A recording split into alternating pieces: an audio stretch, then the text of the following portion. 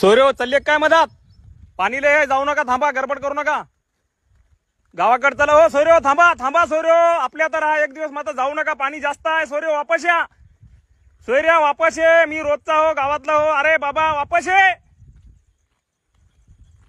बघू शकता मित्रांनो, हा कवडीचा मित्र आहे. मी त्याला परिचय विचारला पण तो ऐकायचं काय नाव घेत नाही. आणि लोक म्हणतात की तुम्ही व्हिडिओ घेऊस तर त्याला वाचवायला पाहिजे होतं, पण तो काटावर होता. त्यावेळेसच मी त्याला खूप समजावून सांगण्याचे प्रयत्न केले.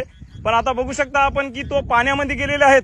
आणि मी जाणीवपूर्वक व्हिडिओ घेत आहोत की मला जाणीव आहे याची की बाबा टू व्हीलर या ठिकाणी जाऊ शकत नाही.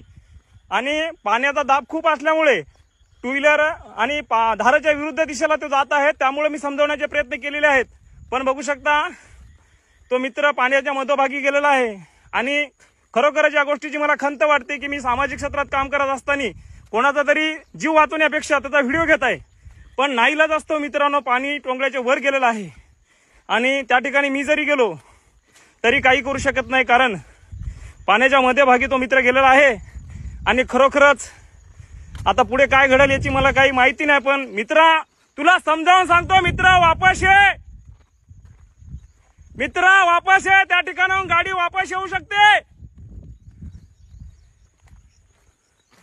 बघू शकता मित्रांनो, असे तरुण मुलं जीव धोक्यात घालून प्रवास करत आहेत.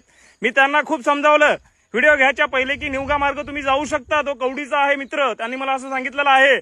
पण मित्र काय ऐकायचं नाव घेत नाही. गाडी काठावर गेलेली आहे, बहुतेक गाडी काढेल असं मला वाटते. पण बघा गाडी वाकली, बहुतेक गाडी पाण्यामध्ये. मित्र जीव वाचव, वापस ये, वापस ये, गाडी जाऊ दे, वापस ये मित्र, वापस ये रे, गाडी सोड, ऐकव, पहाटे गाडी काढून देतो तुला, वापस ये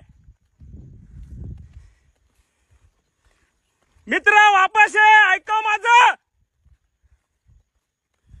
अरे यार सोडली गाडी, वापस ये, वापस सोड गाडी, ये वापस, ऐकू, ये वापस ये.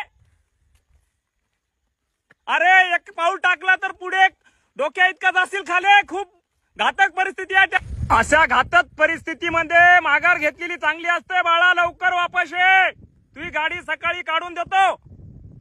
धन्यवाद. तो माघारी फिरलेला आहे आणि त्याचा जीव वाचला आहे.